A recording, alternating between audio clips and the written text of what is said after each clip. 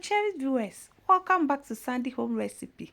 Mama kwa about Sandy Home Recipe. Send the dika we share video. Remember to subscribe. Now I share. Now I like it. No me notification bell no. See the video be better one sabeka. My returning subscribers, thank you so much for your support. May the good Lord bless you all.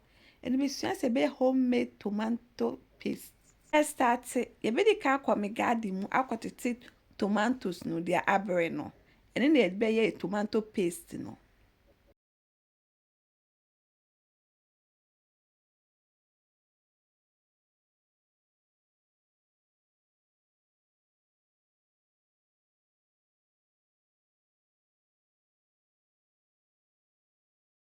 What it in na we pe. Na wakọ ohoro ho. Wo the fruit disinfectant be ohoro ho.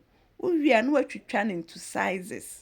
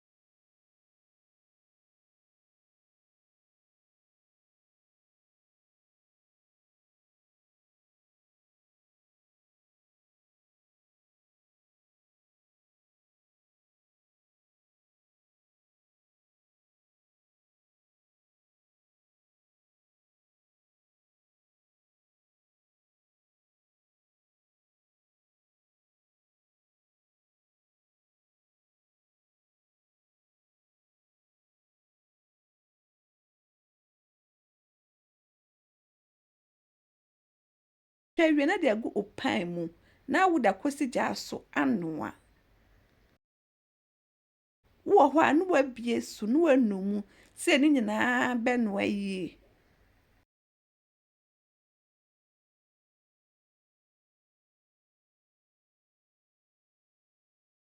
Aha no aye ready na watwe. Na wo de blender eden a blend it.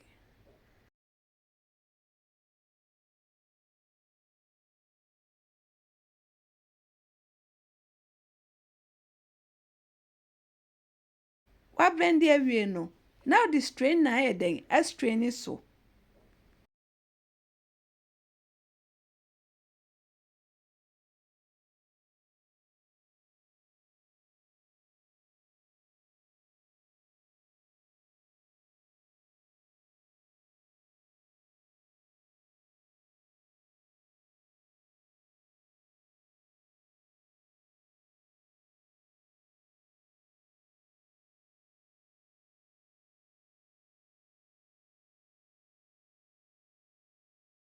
Wo machine e de tomatoes no so a ubetime use sa machine ba woni bia ubetime aye sa method we eden meye no wo wi no kwakohwe egu o saucepan a wo be no awo mu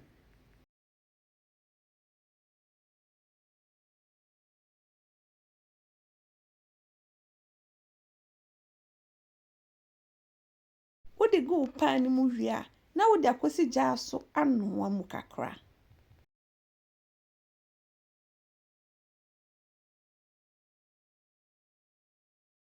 Wo ho anu wabie su no wanumu wi enye se wo ma na bi mebre.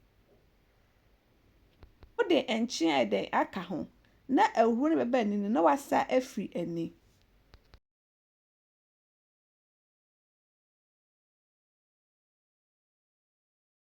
Aha no aye ready na wo cheese crutter wo de asọ ne so se de ensuo ni bi eden ebe free mu we be mboa ama cooking time na eden aye short.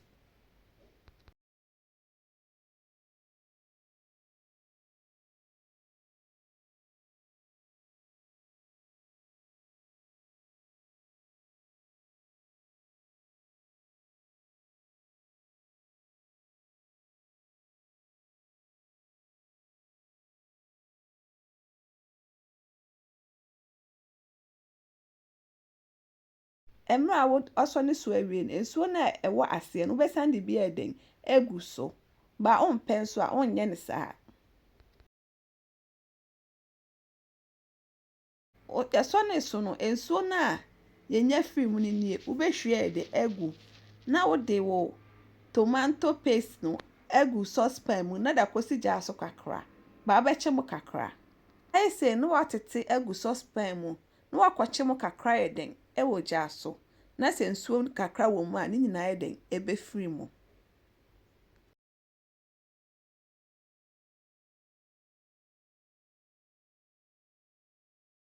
Egya na ɛsɛ wulo no na nto ne bo ɛmen sɛdeɛ ase yɛden ɛnhye nso bɛtɛn bia ɛsɛ wunu mu yɛpemakyɛw sɛ ne di kan a wohwɛ yɛ video a mɛma rain so subscribe na wahye na wa like na wamia notification bell no sɛ de video bia bɛto a onsa yɛden ɛbɛka to bɛkɔ so yɛden ɛnu mu.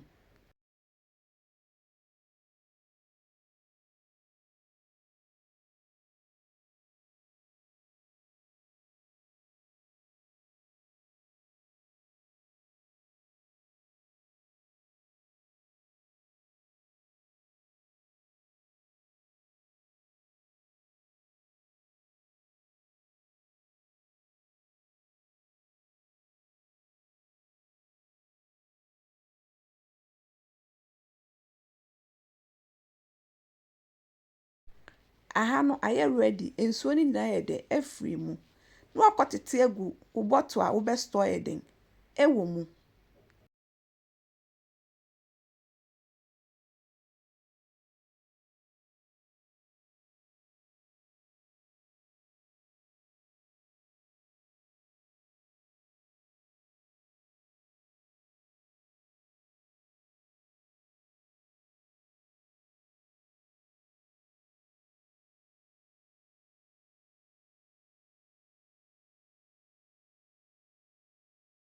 Sɛ wopɛ sɛ wo store wɔ freezer a womfa anwa yɛ dɛ ɛngu so ba wompɛ sɛ wode bɛhyɛ freezer nso a wode anwa kakra yɛ dɛ ɛbɛgu so.